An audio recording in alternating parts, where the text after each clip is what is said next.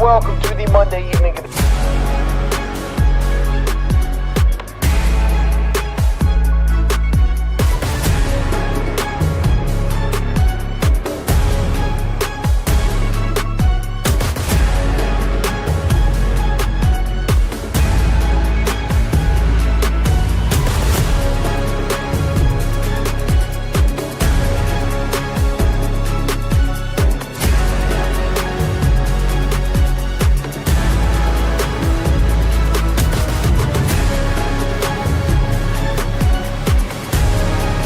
Ball like I do after dark. It's a must listen. It's where I go to get my hoops fixed. This is Field of 68 After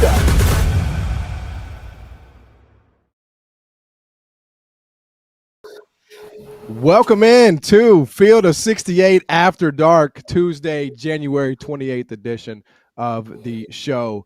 Couple of things. We're on YouTube, and I always say, man, this is my second and a half season doing this.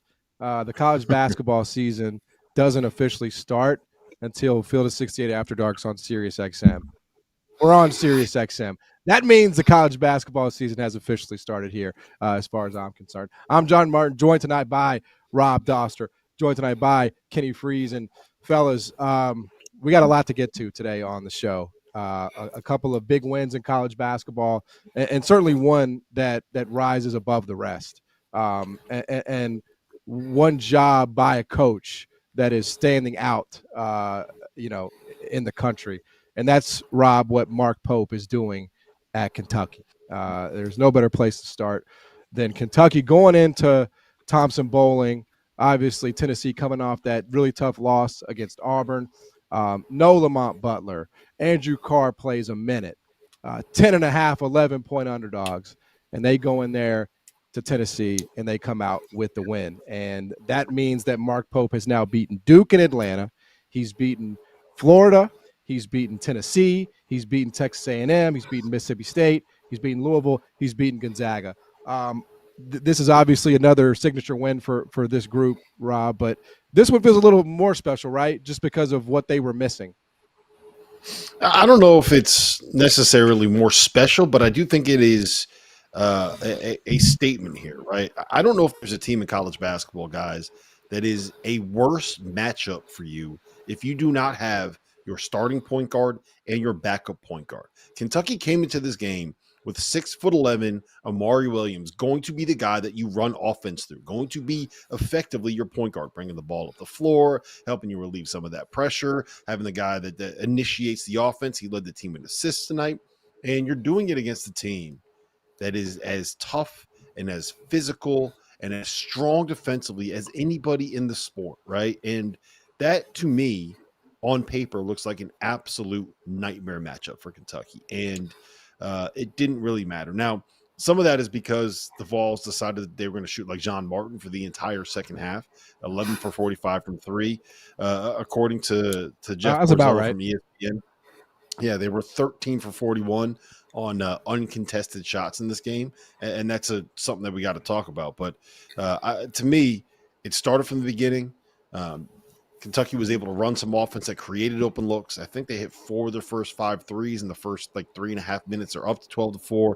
They set a tone for that game. Tennessee's playing from behind, and I don't know if it got in their head or what, but I thought it was the most important part of this game was getting off to a quick start and not letting that Tennessee crowd and the Tennessee team overwhelm you. That's exactly what Kentucky did. Can't say enough good things about them, Kenny. Yeah, I mean, you come into Tennessee, and Tennessee's got the home court advantage. They shoot 24% from the three-point line, which is obviously uncharacteristic for them. They had every chance to win this game. I was tweeting about it during the game. I was hoping that Kentucky got up 15 early so I could money line bet Tennessee. But, obviously glad that didn't happen. But, I mean, you look at Kentucky shoots 50% from three and takes half of the threes and makes more. They're going to go in and win that game. That's how you go into a hostile environment and win. They played well. They had all 5 of their starters in double digits. I mean, they just played well as a team. They were able to go in. They didn't shoot well from the free throw line, but they shot a lot of them. They did what they needed to do on defense. I mean, Milicic played well, but outside of him, it was Lanier played well, Ziegler played well, but it just didn't feel like the Kentucky or the Tennessee team that we're used to seeing. And like you said, they came out and they punched them in the mouth in the beginning. And when you're playing from behind, they take the crowd out of it a little bit. You start to feel that pressure of wanting to win at home. It gets more difficult. I just got to hold my hand up, man. Like, I mean, every time Kentucky comes up on this network, I mean, I just spent the whole summer just dogging Mark Pope, dogging Kentucky. And I'm big on accountability, man. Like, I think we don't have enough of that in our media today, right? You have too many people that are trying to, oh, well, no, you know. No, I was dead ass wrong about Mark Pope and this job. I thought that Kentucky fans were going to rue the day that they got sick of John Calipari and his success. I thought they would rue the day that they, you know, eschewed the talent, right, for a totally different way. But, man, I don't know how this man, Mark Pope, is not the coach of the year, because they were not ranked. They were not picked anywhere close to the top half of the SEC. The expectations for this group were extremely low. And I don't know if there's anybody. I mean, listen, there are coaches that have a case, right? Pat Kelsey certainly is in that mix, what he's doing in the Commonwealth. But, Rob, I just don't know who's doing a better job and who's done a better job than Mark Pope in his first year at Kentucky. Look, let's read through the wins that they have again. You beat Duke on a neutral court, right? You beat Gonzaga in what was effectively a road game playing in Seattle. You beat Louisville, a team that is as hot as anybody in college basketball right now. You beat Florida. You won at Mississippi State. You beat Texas A&M. And now you win at Tennessee without your 2 point guards and without Andrew Carr, who was the guy that won the game for you down the stretch, against Duke. And I just think it's the most impressive thing to me about this Kentucky team. And I've said part of what concerns me about them is the lack of having a go-to guy, right? Like, who are you going to draw stuff up for at the end of the game? And then we said it was going to be Andrew Carr, and then he's gone. Then we said it was going to be Lamont Butler, and now he's injured.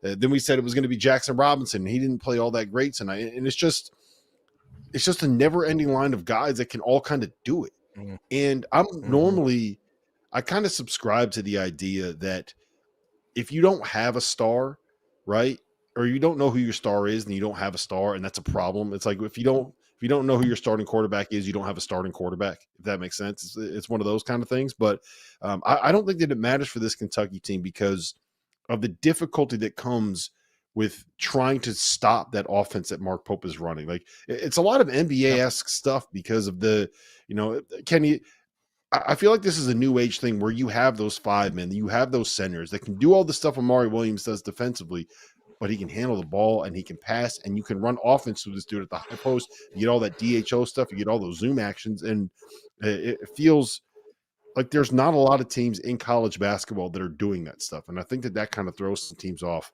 offensively. Last point I'll make. Our question has been with Kentucky's defense and whether or not they can win games ugly. Well, the last 6 minutes of this game was about as ugly as basketball can get, between the monitor reviews and the missed threes and the offensive rebounds they gave up. Kentucky got that done, man. They won a game ugly again. It's the SEC's a buzzsaw and a nightmare, and Kentucky's finding ways to win a lot of games in this league that they maybe weren't projected to win by folks like me. Yeah, I got one thing that I wanted to say about Pope, and it's that he's exactly what Kentucky needed. They have this massive fan base, and I've talked about this multiple times, but they have this massive fan base, probably one of the best fan bases in college basketball. And he comes in and he actually engages with them. And, he's going up into the stands and talking to them and really becoming a part of that community. And I think that that's something that they needed outside of all the basketball stuff. If you can get them on your side and not feel that pressure of, Big Blue Nation coming down on you, that's going to be something that a coach can do well, or where put yourself in a position to do well. But then you also look at a guy like Kobe Brea, who you watch him game in and game out, and it feels like he never misses a three. And I know that he's not the most prolific scorer, and he was their high scorer tonight, but it's just when you have a guy like that you can just draw a play up for, and he's going to shoot 3 for 3 from the 3-point line, especially on the road, that's going to be something that really puts you in a good position. Yeah, Ken, I just want to follow up on that real quick, Don. I don't mean to cut you off, but the point about Pope and the way that he embraces the Kentucky fans. I feel like after every single game that they win, and sometimes after games that they lose, but especially after games that they win, he's doing something like walking up into the stands so that he can go take a picture with a kid that's in a wheelchair that can't get down, right? He's you see videos of him FaceTiming with somebody's grandma from the court because they waited for an hour after the game to see him come back out because the grandma's the one that got him into Kentucky basketball. And I think that after the way that it ended with Coach Cal and the fact that that was a fan base that felt like he was more concerned about getting players into the program that could then go on to the NBA. Like, we're a players first program. This is how we will get you to the pros. This is how much money they've made in the all that. I think Mark Pope understands that what Kentucky fans want is somebody that realizes that so much of their identity, because like Kentucky gets dogged a lot. Like, a lot of people make jokes. It's the same thing with Alabama and Alabama football, right? A lot of people make fun of people from the state of Kentucky. And the one thing that they can take pride in and say, no matter what happens, like, our basketball program could kick your basketball program's ass. And it becomes like an identity for people from that area. And I think that he is a guy that understands and truly values all of those people that feel that way. And they will forever have his back. And I really do believe that even if this thing goes wrong, right? Let's say in 6 years from now, they're struggling to make the tournament and they're struggling to find ways to be able to win at this level that they're winning right now. I don't think this is going to be something where the fan base turns on them the way that they turned on Cal. They're going to be sad. If it ends up being that kind of situation, they'll be sad to see him go. And it's not often that you see a fan base that connects with a coach like that. And if he wins big, do you know what's going to happen to Mark Pope if he wins a title in the state of Kentucky, man? They might not build a statue outside of Rupp Arena for him. They're going to build a statue outside of the capital of the state of Kentucky. Like, he'll be a god. He'll never have to. I don't know, but I think that he really understands. Yeah, he really understands what that fan base needs, man. I don't know. You're laughing at me, John. Stop laughing at me. No, I'm just saying. I think the capital is definitely a reach, but maybe. I guess just make him be the governor, man. Yeah, I mean, there's other schools in that Commonwealth that you'll have to fight with over that one. But yes, it was definitely a great night for Kentucky basketball. It's been an unbelievable season for Kentucky basketball. And listen, Kenny, you mentioned it. Sometimes it might be Kobe Brea, but that's the thing about this Kentucky offense. Like, they have guys that don't get ready; they stay ready. Whether it's Kobe Brea, whether it's Jackson Robinson, like it was on the road at Mississippi State, or it's Ansley Almonor, who we got a chance to catch up with tonight, had some big shots on the road tonight. This is Rob and his conversation with Ansley earlier tonight. Now let me welcome onto the field of 68 after dark, the star of the night of Kentucky's 78-73 win over Tennessee in Knoxville, Ansley Almonor. Ansley, 4 for 7 from 3. You hit a couple of big ones. You had a couple of big assists. How does it feel right now getting that W? It was great, man. We needed that one, especially coming off the 2 losses, just for our confidence. We needed this one, especially going into the weekend. Yeah, I mean, you're missing your 2 point guards, right? And you're going up against a team that is probably the worst team in America to play against when you don't have point guards. How important was it to get off to that hot start? It's really important. You try to come in locked in. Jackson, he could play point guard too. He was up to the task today. So, you try to go out there, prepare. We had to prepare for the game and, game plan work. I think tell Jeff to give my man his flowers. No. Tell my boy Jeff to give his flowers, bro. He is, Kerr. I promise you he is, man. Listen, I love Kerr, man. He's the best. What does it say about your team, about your roster, about this group that, you could be without Kerr Frease, you could be without Lamont Butler. Andrew Carr very clearly was not the Andrew Carr that we've seen. And going on the road and win a game like this. It shows how tough we are. A lot of people are going out there saying that we're a soft team. We heard all the noise. We took it and we turned it into motivation. We got guys from 1 to 14 who could play at this level, and that's how Coach built this roster. And we went out there and showed it today. Talk about Amari Williams, man. How big was he? He was huge today. People kept doubting him. He heard the noise too. We had his back. We heard the noise. We tried to help him, encourage him, make sure he stayed confident. Today he went out there and was big for us. This is life in the SEC, right? You get Alabama at home, you're at Vanderbilt, you lost 2 in a row, and now you got to go on the road to Tennessee. Like, it's just what is it like playing in this league? How tough the schedule is? I feel like everybody in the league has a stretch where it's like, how do you survive that, man? No, yeah, it's tough. Best league in America right now. It's tough. But Coach assembled his roster knowing what it was going to be like. We got great players, great coaches. Going out there every day, fight, give our best, and trying to get better so that when it comes to March, we're ready to go. Ansley, I'm going to give you credit for one thing, man. I don't think there is anybody in the country that is better at hitting a corner three and then turning and looking at the crowd. I think you might be the best in the country at doing that. It's crazy. They're talking to me, so I got to talk back. How There you go. Listen, man, congratulations on the win. Go celebrate this with your team. Get home safe. And, you got Arkansas coming up. They got a bunch of pros on that team, so best Definitely of luck. do. Year, man. Gonna be a good one. All right, man. Thank you. And tell Kerr, we need him to get back healthy. I got you. Thanks, man. All right, thank you.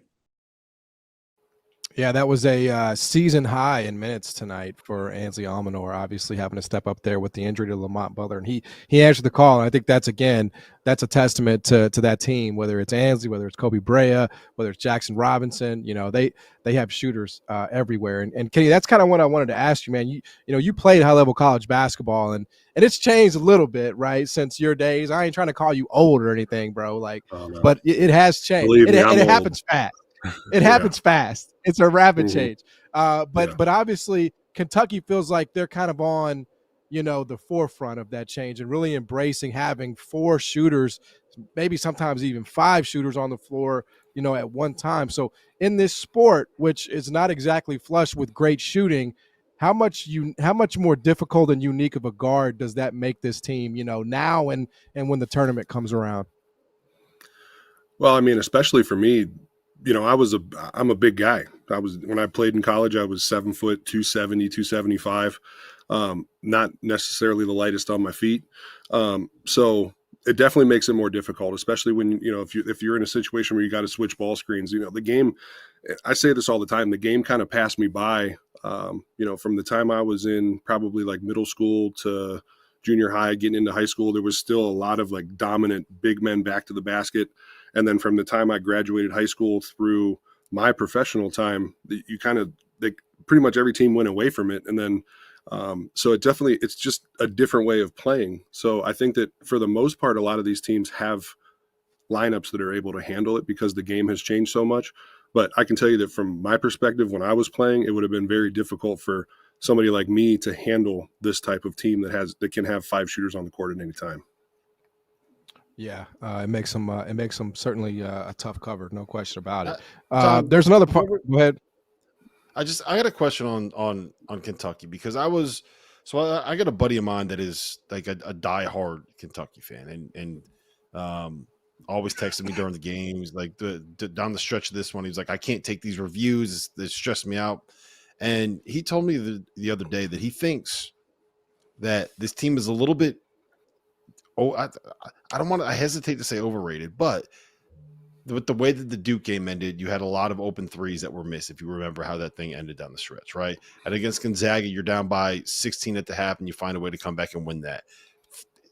Fluky, lucky, however you want to phrase it. I think the same thing can kind of be said about this Tennessee team. 11 for 45 from 3, 13 for 41 on uncontested shots. And I'm curious for both of you guys, like, is there anything to that? Because when I watch the Kentucky team, what I see is the offensive talent that they have and the impact that they can make on that end of the floor. But I also kind of get that angle of it as well, where you got the win, but it wasn't like you played your best on the stretch. You didn't score for the last, or didn't hit a field goal for the last 5:20. So I don't know. I go back and forth on that. Am I reaching? Is that too much? I don't know. I just think it's. Go ahead, Kenny. No, go ahead. I was just going to say, with the way that the 3-point line has changed over the years, there's a lot of teams that are relying on the 3-point line more. So I wouldn't necessarily call it fluky, but when you go 11-40, when you're shooting 45 threes, you're not expecting to only make 11 of them. So, that's why I was saying before that Tennessee had every chance to win this game. That 45 threes is insane, especially for like a high level program. You used to see back in the day when I was playing, VCU would go in there and put up 45 threes, and they were able to go and knock off big time teams because they have a hot shooting night. They shoot 45%, and they're making, 24 free throws, whatever, or 24 threes or whatever it is, 20 threes. I mean, that's an equalizer against anybody you're playing against, and that's why you see those big upsets coming in the NCAA tournament. So I would tend to agree that it's a little bit fluky, but when it's like a high level program like this, I don't think that necessarily plays into it as much. Yeah, and I would just say, yeah, I mean, I think because of the nature of it, I mean, they're going to be a high variance team, just because that is what the 3-point shot is. It's high variance, but I mean, damn, man, can you not play that game in the Alabama loss, right? Well, something didn't go their way, right? And at some point, I just think the results and the wins themselves become undeniable. Like, and I think people should stop trying to apologize. Out, right? Either it does or it doesn't. Right. I mean, either Kentucky keeps rolling and they keep doing this, which, I mean, dude, you're going into Tennessee and hanging a season high in points on them. I mean, that shit ain't a fluke. That's not an accident. That's by design. They run good stuff. So I've heard that a lot about this Kentucky team. I heard it, after they beat Florida, and I heard it, a couple of other times this year. And I'm just like, damn, man, at what point do you just sit back and say, they're good, and accept it? That's where I'm at. Like, a win is a win is a win, man. You don't. What is the saying? You don't look a gift horse in the mouth. You don't look a road win. Exactly. A road win is a road win in league play, especially when it's coming against a team 100%. And you've gotten a lot of them. Now. On the Tennessee piece, Rob, they've now lost 3 or 4. Again, the bar is extremely high in the SEC because it's the best conference in college basketball. So, I'm not saying this sort of to try to make them out to be a fraud or anything like that, but they have lost 3 or 4 here. And I'm just curious what you make of this kind of skid for them. And obviously, you mentioned the stat about the uncontested jump shots that they did not make tonight. How concerned are you, if you are concerned, about Tennessee? I am. But it's concerned in the sense that I said this the other night after the Auburn win. I think that they're more of like a top 10-ish kind of a team than a top 2, 3, 4 kind of a team that we thought they were earlier on this season. Their defense is good enough to keep them in every single game that they play. Right. I would be shocked if there was a point. I know what happened with Florida, but I'd be shocked if there was another game this season where they just got run out the gym. Right. But the problem is they do have nights like this. And what made them so dangerous last year is that you didn't really have to worry about the offensive droughts when you had Dalton connect, because you could just give him the ball, get the hell out of the way, and you got the best one-on-one scorer in the sport that can go make something happen. And Chaz Lanier has had an incredible season, and I don't think that you can say enough about his ability to adjust from playing at North Florida to playing in this SEC and still having success, right? Like, he's been awesome. But he's also a different player than Dalton Connect is. Like, he's a guy that you want to run off the screens and get into kind of catch and shoot actions. He's not someone that you give the ball to 35 feet away from the basket and say, call out which screen you want, find your mismatch, go make a play, go get us a bucket. That's just not who he is. And the result is that sometimes you get into a situation where when you got a scheme offense to get open looks, sometimes those shots aren't going to go down. And the same way that, like, shooting is contagious, right? So is an off night. And I think that that's more than anything. To me, I think where I said this earlier, where Tennessee lost this game wasn't the shots that they missed down the stretch. Where they lost this game was the defensive mistakes that they made early in the first half that allowed Kentucky to jump out to that lead. The defensive mistakes, Kenny, that they made early in the second half that allowed Kentucky to regain that lead after Tennessee fought all the way back at the end of the second half. Yeah, I mean, the SEC is so good that I think that there's really no bad losses in the league. So the bad losses start to become when you lose at home, right? And that's the part that kind of, when you look at this stretch where they beat Mississippi State at home, but they lose to Vanderbilt, lose to Auburn on the road, you got to come back and get this win, because now you got to go to Kentucky in 4 weeks, and it's not like your schedule's getting any easier. You go Florida, Missouri, Oklahoma, Kentucky, Vanderbilt, Texas A&M. Like, it's the SEC, man. You got to win at home. Yeah, I look, the floor is high. The floor is high for this Tennessee team, but when your defense kind of fails you, and you get in that hole, I mean, I think that is the blueprint. I mean, that is what Kentucky kind of provided you tonight. That game against Auburn was exactly the kind of game Tennessee wants to play. Top defense in America. A lot of teams are going to come up short against Auburn, so there's no shame in that. But again, when you get in a double-digit hole, early in the game, it's going to be hard for Tennessee to climb out. I don't care where that game is played. So again, they'll be fine. But that was certainly a signature win as far as I'm concerned for Kentucky basketball and for Mark Pope tonight as their season rolls on. All right, Pitt basketball. They're celebrating Pittsburgh. They're going to win over North Carolina. So we'll break that down, what that means for Pitt and what that means for North Carolina. We'll get into all that and more. Field of 68 after dark. If you haven't heard by now, we have partnered with BetMGM for the season. We'll be using BetMGM lines to make all of our picks, and we'll have special offers for the listeners and the viewers. Download the BetMGM app and sign up using the bonus code FIELD. Deposit at least $10 and place your first wager on any game, and you'll receive up to $1,500 in bonus bets. Go download the BetMGM app and use the code FIELD today. Now that the college basketball season is in full swing, you need to make sure that you have access to the best betting tool on the market, the Rhythm app. Spelled RITHMM, is a data-backed app that uses AI and analytics to identify inefficiencies in betting lines and the player prop market that will allow you, the user, to profit. You can create customized, analytics-driven betting models tailored to your personal preferences as a bettor. Users have access to up-to-the-second against-the-spread data. And if you're like me and you understand pictures better than numbers on a screen, Rhythm's internal trend analysis provides you with the kind of graphs that will allow you to evaluate past results and project future performance in a visual way. Every Division I college basketball team is included in the Rhythm's metrics. Free subscribers to the Field of 68 Daily will get 25% off for a Rhythm subscription. Use the QR code on the screen to sign up or download at the link in the description. Welcome back, Field of 68 After Dark. We're here on YouTube. We are here on Sirius XM. Also, after we wrap up here on After Dark, we're gonna be running back the afters. So make sure you get those questions in there in the chat. If you want us to weigh in on something, certainly get those questions in, and we will do that as soon as this show wraps up. A few more games that took place tonight that are going final. Pitt basketball really needed this one, right? Your 3-point favorite at home. This UNC team is a little bit banged up, and you're trailing at the half. You're down 44-42 at the half.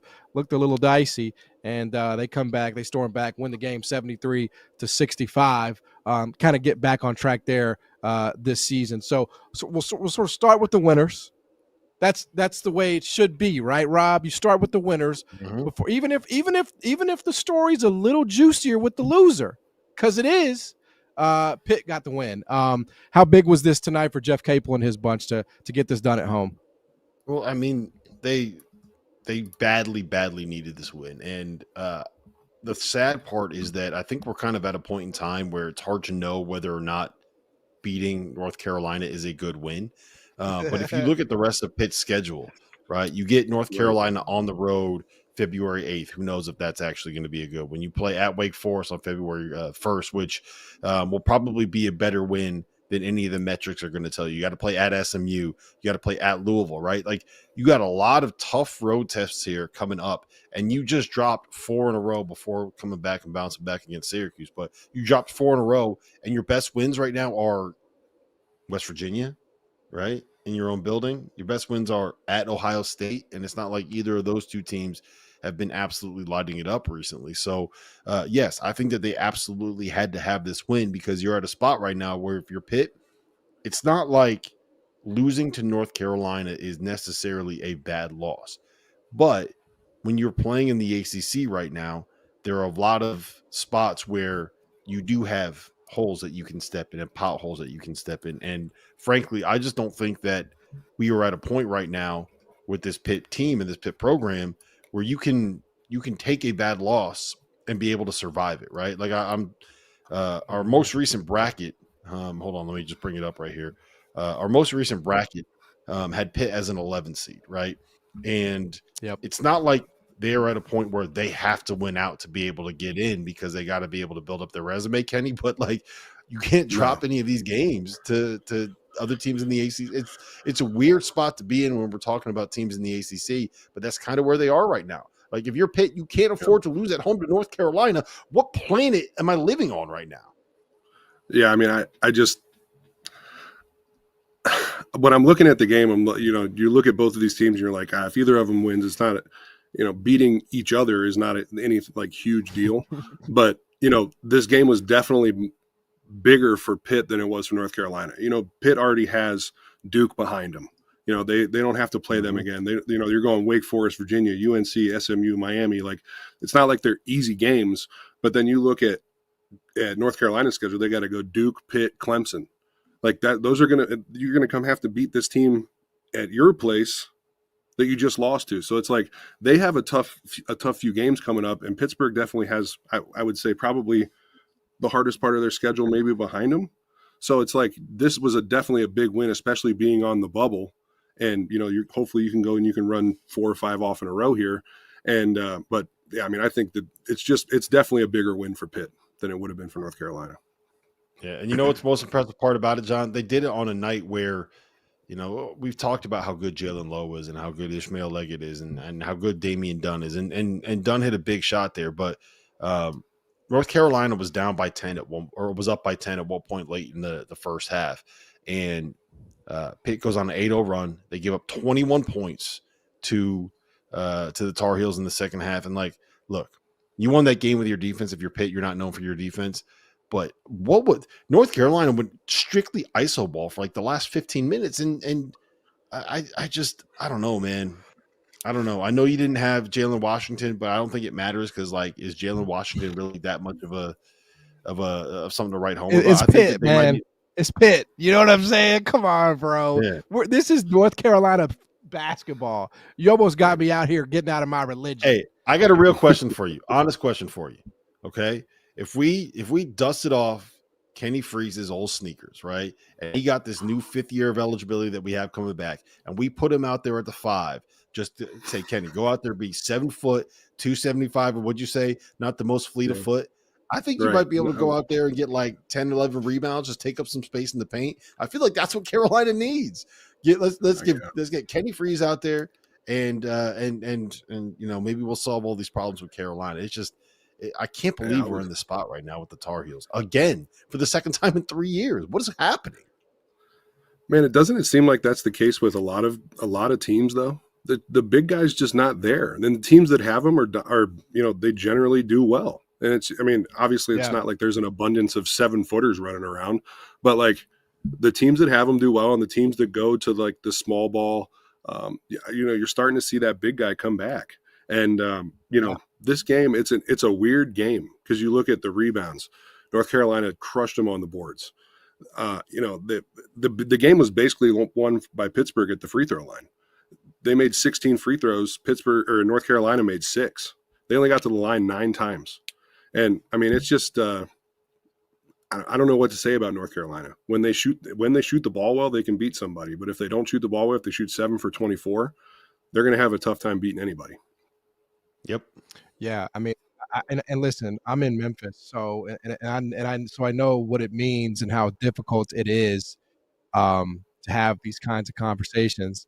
When it's one of your own, right? And that's usually what it is at North Carolina. So, I mean, I recognize that, but damn, dude, this brand is just taking hit after hit after hit every week. Like, they were 3-point underdogs to Pitt.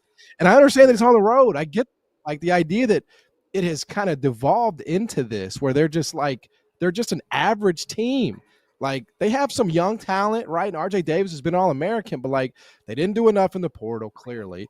That, like we've talked about, they didn't address big man. And Hubert Davis obviously owns that unique credit of taking a preseason #1 team to not making the tournament. So I don't know, man. I wonder, Rob, and I know it's early and I'm not trying to go there, but like, what kind of stomach does North Carolina have here? Because it just feels like that brand is suffering big time right now. Yeah, and look, I'll say this, right? You can criticize him for what's happened this season, and I think that he 100% deserves criticism for failing to address the like. There's no, it's not like there's a general manager here that if you're like like it is in the NBA where our coach can kind of say, I Right. wasn't given the players that I needed, right? Like Hubert Davis is the general manager, like the coaching staff is the ones that kind of determine who they go out and get, uh, and North Carolina did not get the piece that they needed in the middle. I think that they kind of whiffed on Cade Tyson, who was a guy that took out of the portal pretty early to try to fill that Harrison Ingram kind of big body role in the wing. And you've built a roster where you have a bunch of guys that are kind of at their best with the ball in their hands and nobody that can really get them to a point where set them up to be able to make a shot. So like it's a flawed roster. I don't want to defend Hubert for the flawed roster. And the same thing you said, like he put together a great roster in 2023 and that thing imploded because the chemistry wasn't there. And all of that stuff has deserved criticism. But I also don't think that you can overlook the fact that he took a team that nobody had as a preseason top 20 team except for me in 2024 to a number 1 seed. And I don't think you can overlook the fact that he took an 8 seed and made a run to the Final Four. Like, if I am North Carolina, I understand the concerns about him and the questions about him, but he's also done some really, really impressive stuff, you know. And I'll say this, John, if every other year Hubert does something really, really awesome, I think you got to give him at least one more year because he's guaranteed in year 5 to be able to find a way to make this team be. They're either going to be a 1 seed or playing in the Final Four. That's just the way that this thing is going, right?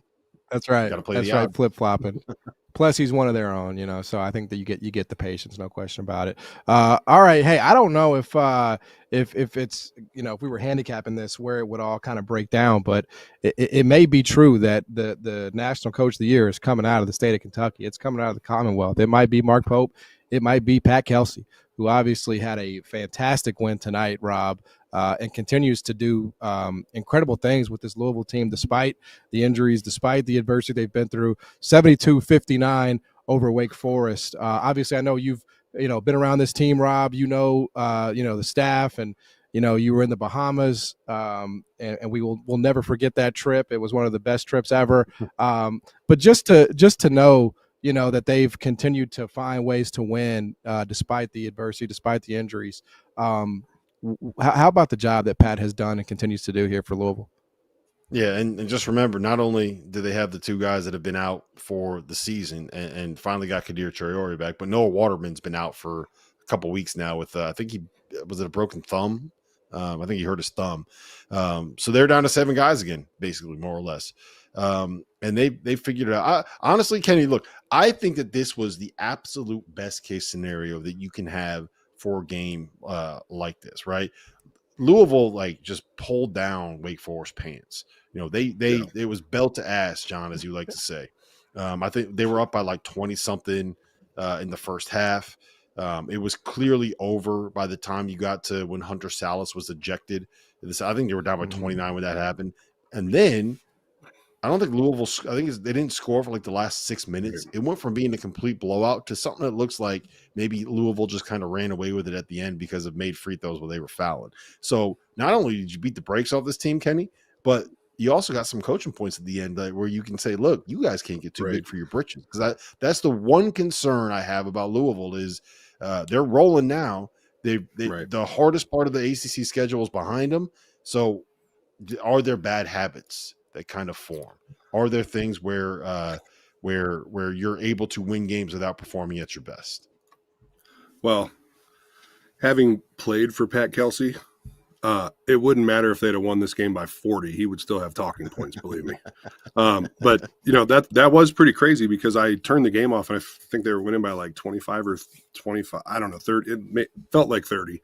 The entire game, it wasn't even fun to watch. I mean, they came out and they just decimated them on offense and defense. They made them look like they aren't even in the same league. I mean, it was, and we can get into all of the stats and everything, but it's this kind of the same thing that I talked about with Pope in Kentucky. And, you're talking about Coach of the Year. It's the same exact thing that Coach Kelsey's done in Louisville. I mean, the dude is never off. And I just don't, I wish that people could really meet him, because like when I played for him, he was one of the very few coaches that I ever played for that terrified me. Like he would get this little like fold in his forehead when he would get angry at you, and you were like, oh man, I'm in for it today. But that's just who he is. He's so outspoken and upbeat, and he just wants to engage with the fans. And like you see all these videos of him, like, just interacting with fans at like red lights, like just somebody filming him and he's like throwing up, whatever he's doing. And it's just, I'm so happy for him, because this is what he deserved. And I think that he worked for a long time to get to this position with what he did in Charleston, and then coming to Louisville, kind of falling into that perfect position where the program was starving for a good team, and he's been able to deliver for them. So I'm really happy for him. Yeah, I think that's sort of the big thing for me, being in Memphis. I mean, Memphis and Louisville had so many battles, over the years. And the college basketball has missed a good Louisville team, Rob. I mean, in the Kenny Payne years, we can't forget those soon enough. But it certainly feels like, Louisville is back to being in a good place, which in turn I think is a really good thing for college basketball, because that's one of the better brands. Yeah, obviously it is. The passion of that fan base and the size of that fan base. And I'll tell you this much: I've made a comment the other day on one of these where so one of the beat writer from the Louisville Courier Journal had said that the average number of fans that had actually made it, like butts and seats, was 9,000 for the whole season. And I just offhand mentioned that stat, and I had like probably 30, 35, maybe 40 Louisville fans be like, what are you talking about, man? Are you paying any attention to this? I had people text me being like, dude, how'd you get these guys all mad? How'd you get everybody so riled up? Because I guess they're getting like 18, 19, 20,000 showing up. So credit to you, Louisville fans. My bad. I apologize. But it's fun to see that building riled up, right? It's fun to see that fan base excited. It's fun to see a Louisville and Kentucky game matter. It's fun to see, like tonight, the 7:00 tips. I had Louisville on one TV, I had Kentucky on the other TV, and that just feels like what college basketball on a Tuesday night should be. And it helps that the two guys running those programs are two of the most entertaining and down to earth and accessible coaches that you can find. And I think a lot of guys like can learn some stuff from that. You don't always have to be so guarded. You can go out there and engage with your fan base and have a good time, man. Sports is supposed to be fun. Yeah, that's what I, just as we're talking about, the Kentucky coaches, that's one of the things that I really have found about Mark Pope that I've appreciated, is that, he speaks with such candor, whether it's about analytics, whether it's about guys that are injured. It's like, you don't have to hide the ball, right? Like you can speak honestly to your fan base, to the media, and like, you're not hiding, codes here, right? We're just talking about basketball. So especially in this day and age, right, Kenny, like, you gotta, it's NIL, it's like engagement, like this kind of a new era, man. Yeah, being able to engage with people on social media and really rile up your fan base by, like you're saying, being candid about the things that you're super knowledgeable about.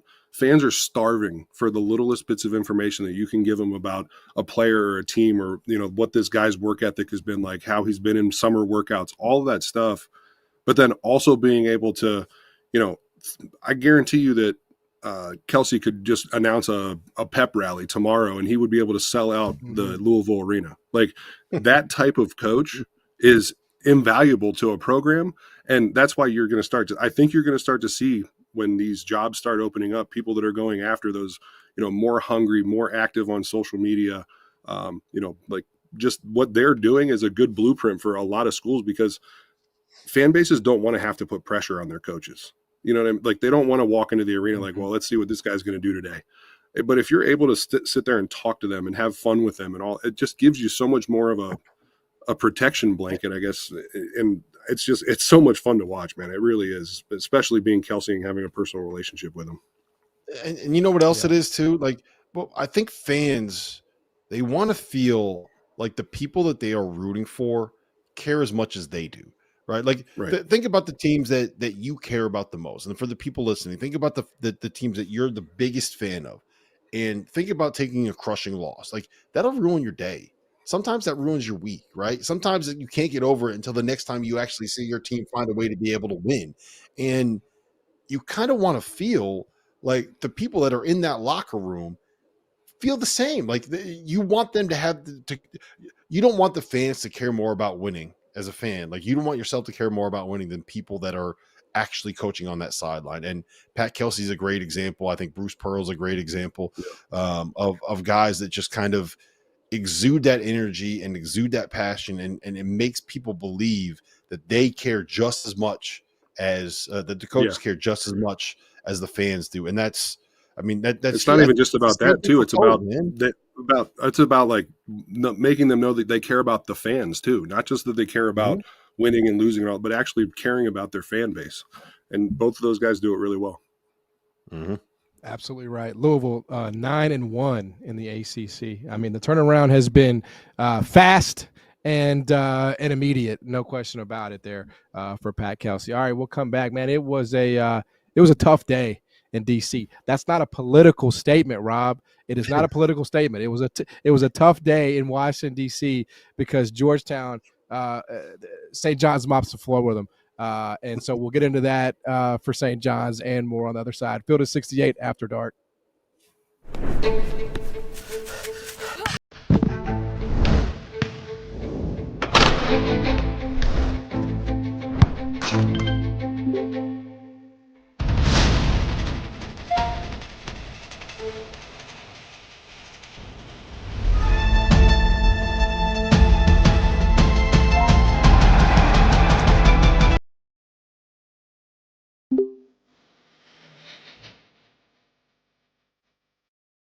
There is no sport in America that is more difficult to follow than college basketball.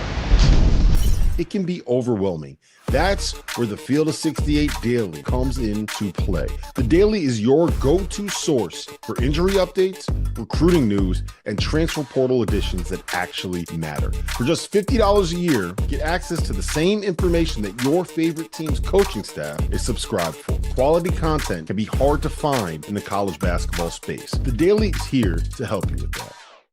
Would you be surprised to find out that the Field of 68 is home to more than 35 podcasts? More than 25 team-specific podcasts that are hosted by the people that know what fans want the most. The Goodman and Humble podcast, the DTF podcast, the A10 Insider podcast, and the Mountain West podcast. But wait, there's even more. The Field of 68 will be launching the ACC Insider podcast this year. Subscribe to this channel and come along for the ride.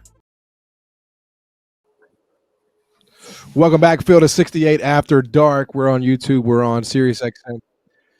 And as soon as we get done here, we're going to be staying for the afters. So if you have questions that you want us to maybe we missed. I mean, there's so many only so much time we have in this hour. So if we miss anything you want us to talk about, make sure you get those questions in, and we'll get to those in the afters.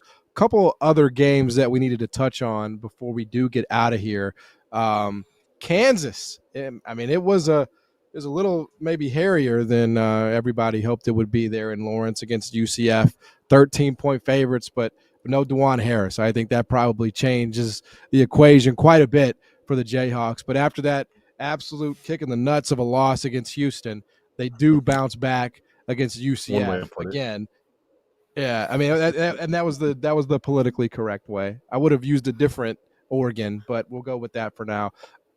But they do get it. They do get back right. Right now in the afters, man. In the afters, it gets very different. So yeah, they got to dial it back right now for serious. But no, just in terms of what you've seen from Kansas having to do it without DeJuan Harris, what'd you make of that win tonight, Rob, for the Jayhawks?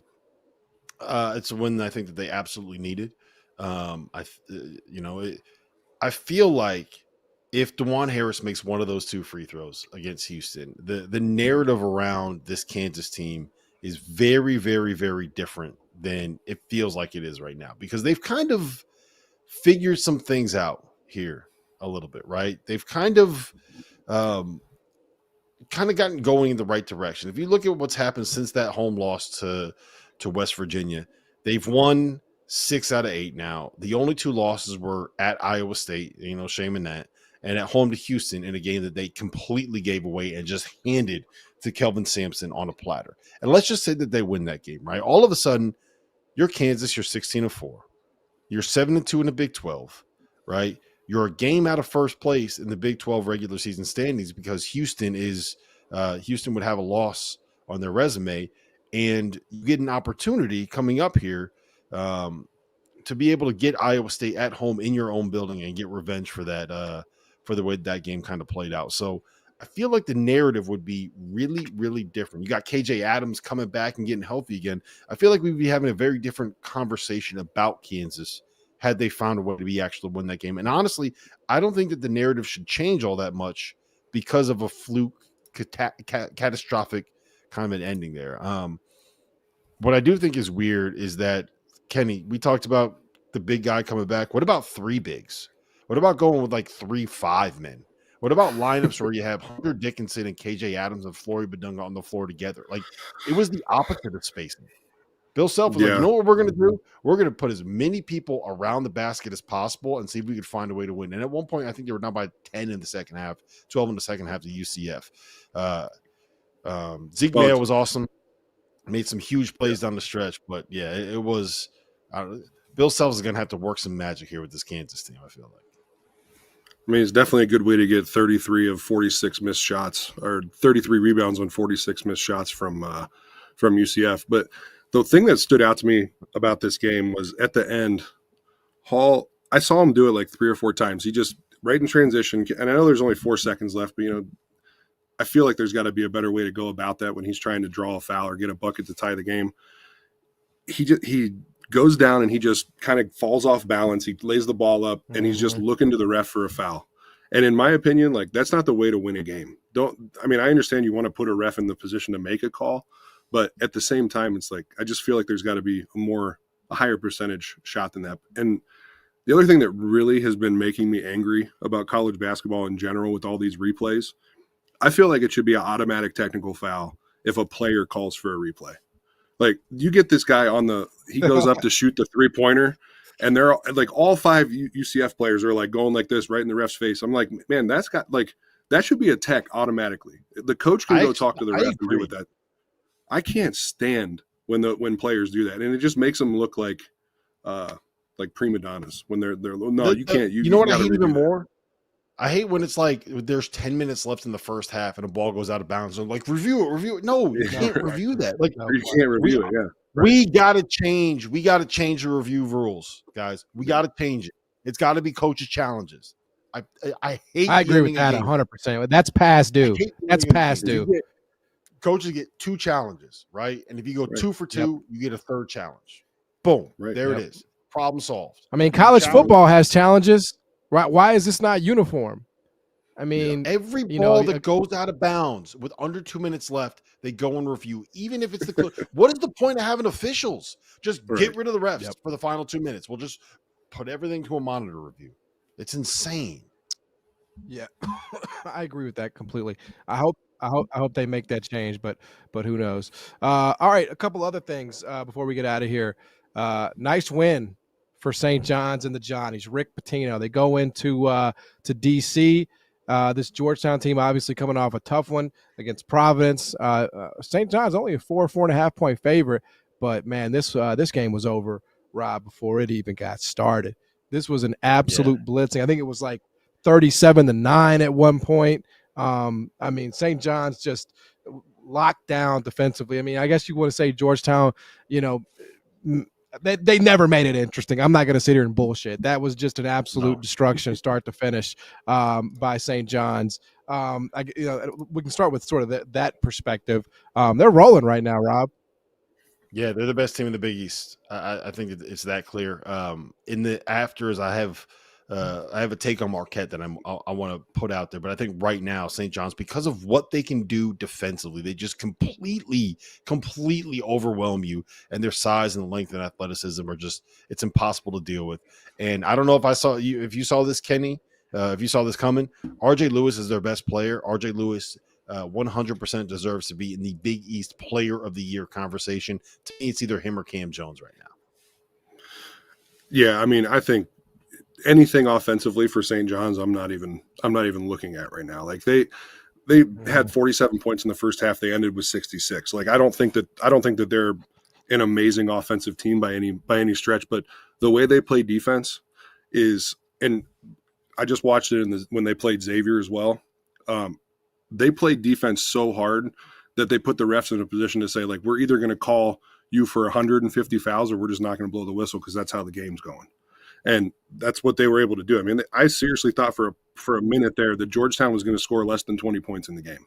They could not get a bucket to go down.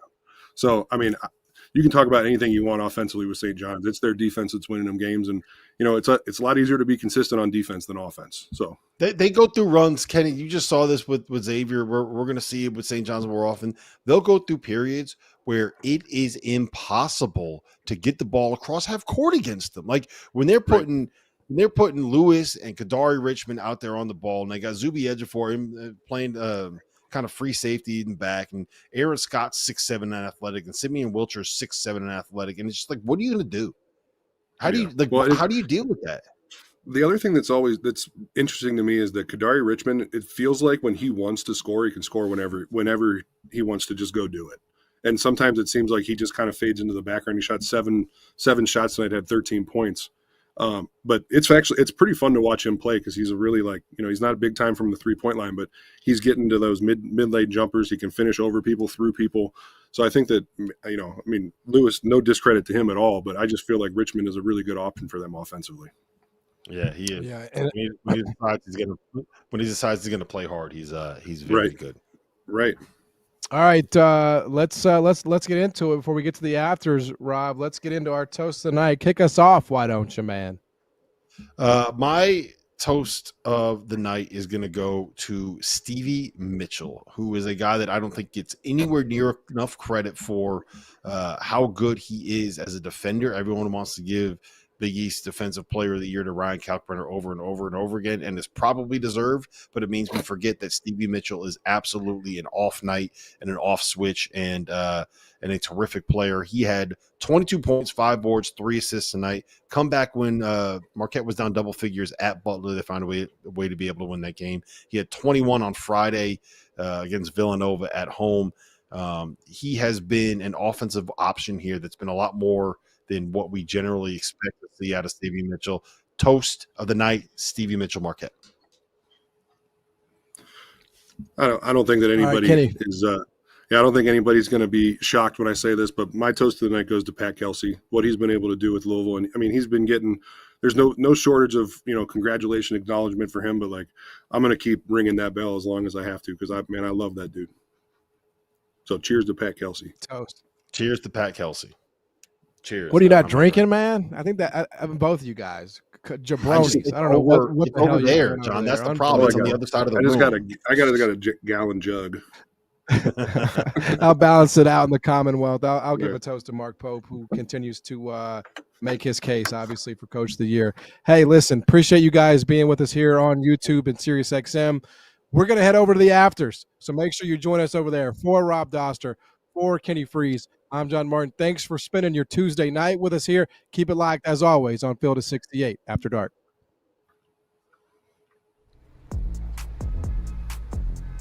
We're live. It's the afters. Hit the chat. I'm not getting close to any bear. My career high on the court is 28.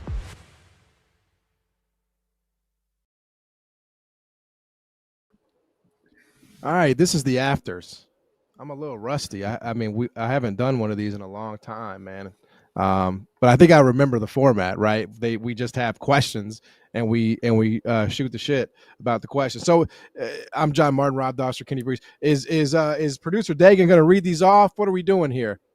Yeah, your job's easy, John. You just sit there and look pretty, man. Perfect, man. Jeez. Yeah. You get to answer the questions now. That's your job now. Man, I'm so we're going to start this off. First one of the year. We're going to start it off with games we didn't hit on tonight. There's a couple guys in the chat want to talk Marquette. Let's dive into it. Marquette Butler. Marquette's really, really good, man. Like, I feel like we forgot about him, right? Kenny, I don't know how you feel about him. You just saw your Musketeers go into Milwaukee and pick him off, but Cam Jones is first team All-American worthy. You heard my pitch about Stevie Mitchell a couple of minutes ago. You know, when they're getting offense from David Joplin and Chase Ross as being an impact guy, and I think that this team, I don't know if they have the same kind of upside as somebody like an Iowa State, right? Or somebody like obviously Duke and an Auburn. And I think that Houston is probably better than them. But once you get to like that next tier of teams, that next kind of crop of teams, I'm talking like the Floridas and the Alabamas and the Illinois and Michigan States and kind of that level.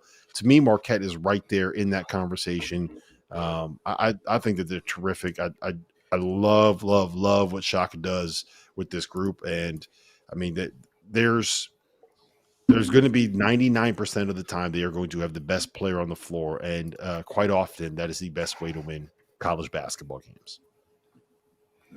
Yeah. I mean, you know, one of the ways that Xavier was able to come out with the win against them was I'm trying to look up right now. I mean, Cam Jones, 13 shots and scores 11 points. I mean, I think when he disappears from the scoring column as much, like he's probably one of the best. I mean, he's one of the best scorers in the country. I don't think anybody is doubting that. But when he doesn't score the ball well and he's not getting his 20, I think that's when they start to struggle a little bit. So that's the only thing for me. If you're able to really focus on him and the other players don't step up in the way that they did tonight, actually, then it's going to be tough for them. Because I mean, he had 17 tonight. It's a good night. It's nothing insane. But they also had, I was just looking at it.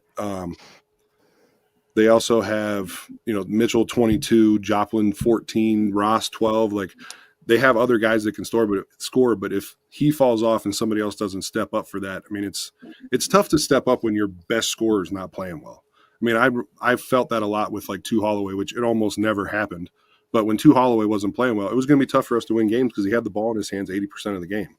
I also think I also do think it's. I didn't mean to cut you off there, Kenny. I thought you were done. No, you're good. No, I'm done. I think it is important to mention that when Marquette lost at Dayton, right? Early in the second half, Cam Jones picked up his third foul when Marquette was up by like 13 points, I think it was, right? And over the course of the next 3 minutes, Shaka obviously took him to the bench. In the next 3 minutes, it went from maybe it was a 16-point game to a tie game, or a 16-point game to a 3-point game, or maybe even, I can't remember the exact details, but Dayton basically went on the run that put the game away when Cam Jones came out. In this game, he was on the bench for like 8 or 9 minutes with foul trouble, and Stevie Mitchell stepped up and took over, and Chase Ross made a couple of big shots, and they found other answers despite playing on the road. And I know that Butler is not quite as good as maybe Dayton was at the time, but they still found a way on the road in league play to come back from behind when their best player was dealing with some foul trouble. So that to me is a sign of a team that's maturing a little bit and kind of finding their identity and finding ways to solve the problems that they had earlier on in the season. I mean, we're going to do this after this. They beat fucking Butler. I mean, this is going to be the big plant our flag in the ground for Marquette because they came back from a deficit to Butler. I mean, I look, I like Marquette. Put some respect on Hinkle Fieldhouse, okay? Put some respect on Hinkle Fieldhouse. Butler's a disaster, man. I mean, you act like they came back on the road against Creighton. I mean, that's so like. I think Marquette is kind of this year what they were last year. Like if they get a good second round matchup, they're probably a Sweet 16 team. But and this is Marquette fans gave me shit last year, and I feel kind of bad about this because Cam Jones is a Memphian and I'm a Memphian, and I want Memphians to have success. But I think Kenny kind of hit on it, man. They're thin to me, and they don't go very deep. And we haven't seen them. Look, they still got to play UConn twice. They still got to go to St. John's. They still got to go to Creighton. They still got to go. They got to play St. John's twice. So, we haven't really seen the gamut yet. It's coming. Not to mention they went to overtime against DePaul. Right. Yeah, the Big East's big dogs have not faced off yet. And I think we're going to find out everything we need to know about the top of the Big East here. Here's Marquette's next 3 games. UConn at home, at St. John's, at Creighton. We're going to know everything we need to know about it by February. No, you already planted your flag, man. You already did it. You already said, I love this team so much. I love this team. No. They came back. I mean, when Xavier was going to Marquette, I actually felt good about the game. Looking at their previous games, they had a lot of close games. I felt good about them being able to go in and win, especially if Xavier was able to play well. But it's just, I don't know. I think it's a lot of, not like the situation with Alabama. If Mark Sears is able to go out and score 20, they can win every game. But if he fades off and he scores 9 points, then they lose. So it's right. It's interesting. It'll be interesting to see what happens when they start going up against the UConn, St. John, Creighton in the next few weeks here. I hope they kill it because Cam Jones, like I said, I mean, he's one of the best players in college basketball, and he's from Memphis. So I hope that they keep rolling for sure. Me too. That makes I have to see it. Yeah, I have to remind people, bro. I have to remind people. I have to let people know, man. Like, who am I? That's who I am. It's because you got rid of the accent. You weren't cool. You said, like, you know what? I'm going to go try to make my way in media. I got to get rid of this accent that I had. There's no getting rid of it. You can try as hard as you can, but it's always with you. Plus, Memphis. I'm a Marquette fan all the way. I'm a Marquette fan all the way through now. That makes Xavier's win against them even better. At home, I'll take that. 100%. Hey, you know what? Since we brought it up, I'm gonna ask my question from the afters to Kenny. What has Xavier done to kind of flip this thing? Why are they back to looking like? Because I'll be honest, like I think on paper they are a top 20 team in America, and I think that outside of the last 3 minutes of games, they have played like a top 20 team in America. What is flipped here for Xavier? Something that I've talked you torched a lot him, man. about. You took him to task. Yeah. When was the last time we were on the show together? And I've I've talked to you about this. Like, I've never been the type of guy that's been critical of college basketball players. But now we're in a different world. These are pros now. So I feel like if you're going to go out, you're cashing your check. Like, I'm going to say something now. At this point, So, but what I think happened, honestly, is that I can't explain to you how much more fun it looks like they're having when they're playing. They're huddling up after, tough moments. They're high-fiving each other. The bench is going crazy when things happen. And you weren't seeing that. When you watched them play against St. John's at Cintas Center and they got boat raced, they looked awful. And that was when I really went off on them, because they lose the TCU game where they gave up a 7-point lead in the last 3 minutes, whatever it was.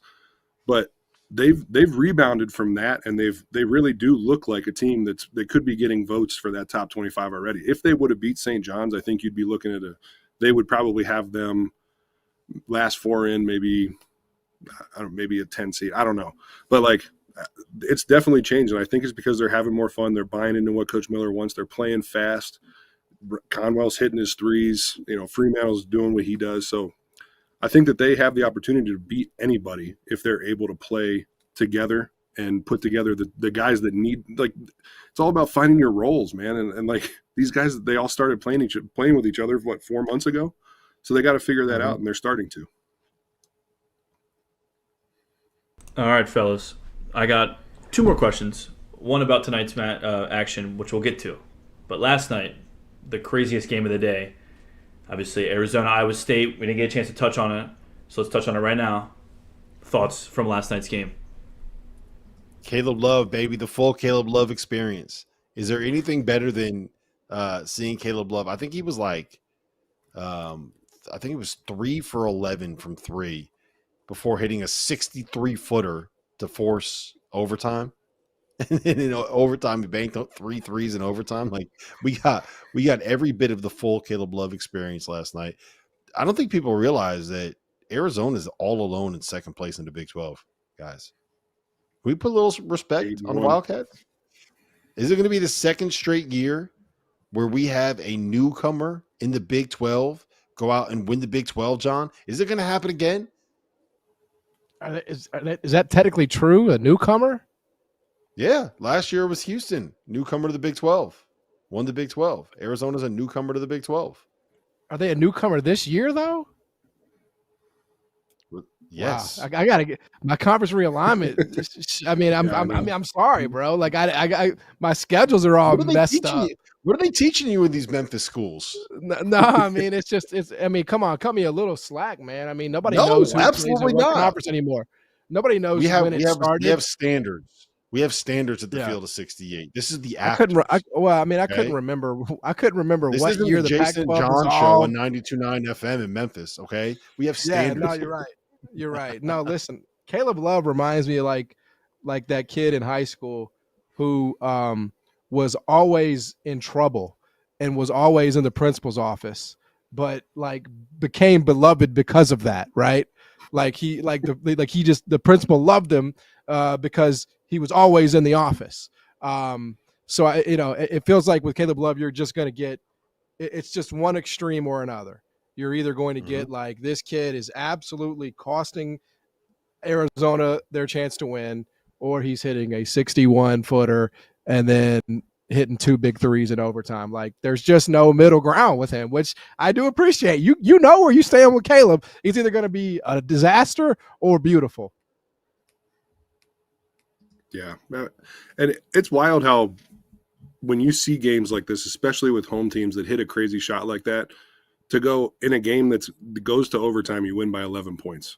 Like the amount of momentum that you have going into that, the crowd behind you, like I would have been surprised if Caleb didn't hit those threes with all of that momentum that he had from hitting that shot. I mean, I never actually hit the shot, but we had Dante Jackson hit a half quarter in Puerto Rico to beat Virginia Tech when I was at Xavier, and that feeling that won the game for us. We didn't have to go to overtime, but that's one of those things that those dudes are literally never going to forget. That Iowa State, do you remember that Iowa State game? Hell yeah, I remember that Iowa State game. That was awesome. It's like I'm excited that those guys got that opportunity to make a memory like that.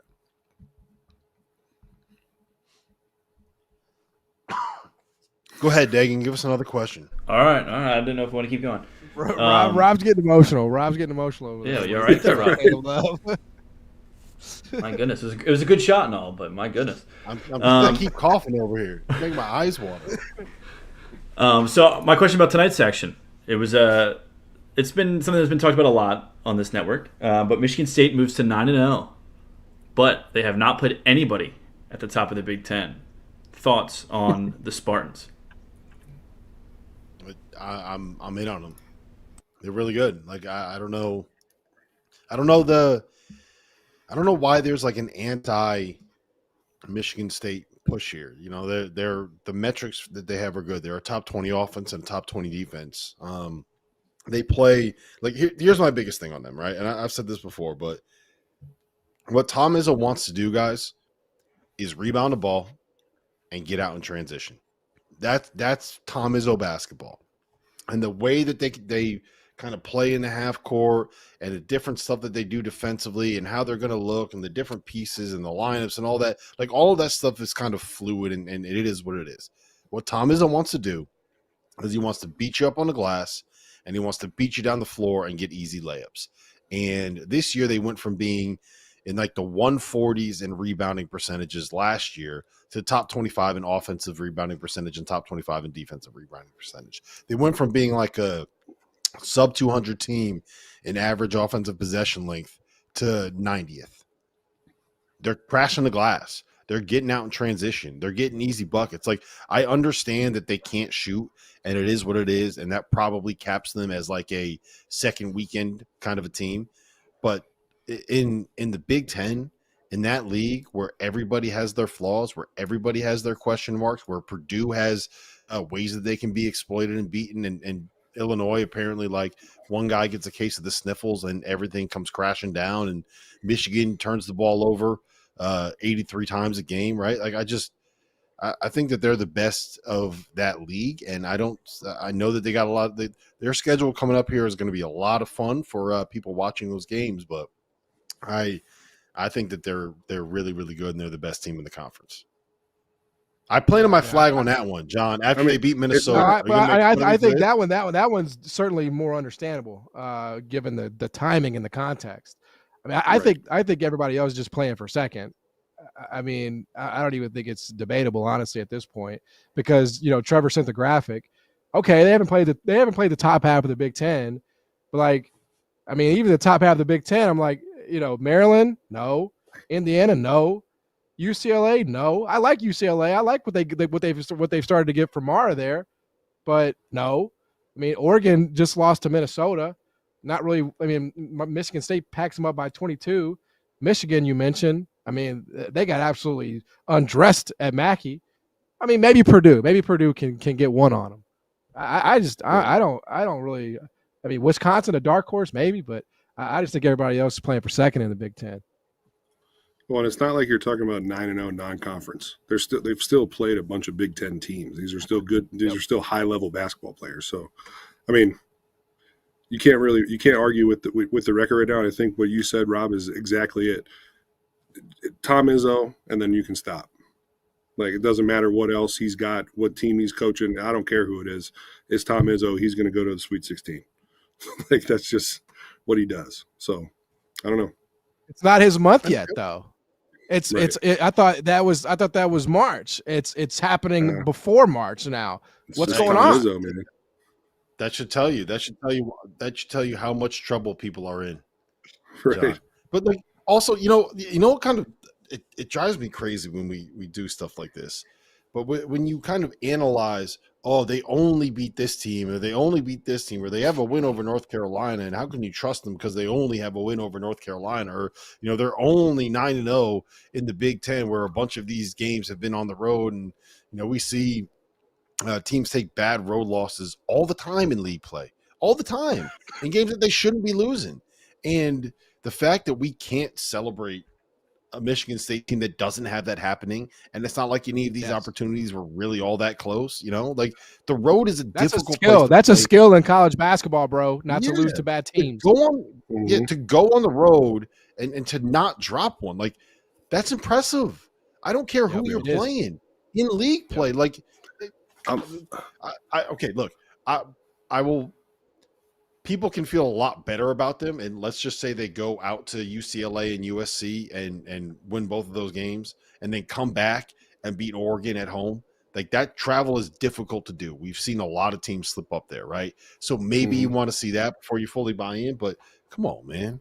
They're 9-0 in their conference. What other power conference has an undefeated team in it right now, right? I'm actually realizing something right now.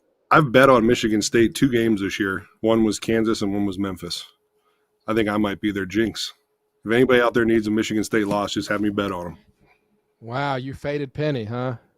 Yeah, I did. Be careful, man. Be careful with that. I know. That's on me. He'll get you. That's on me. Hey, yeah, I don't know. I don't touch Memphis games, man. I don't do it. I can't try to figure them out. By the way, before we get out of here, congratulations. 50,000 subscribers. Field of 68 YouTube channel, Mr. Dauster. Big day, all because of Kenny. Because of Kenny Frease. Look, before Kenny Frease jumped on the show, right?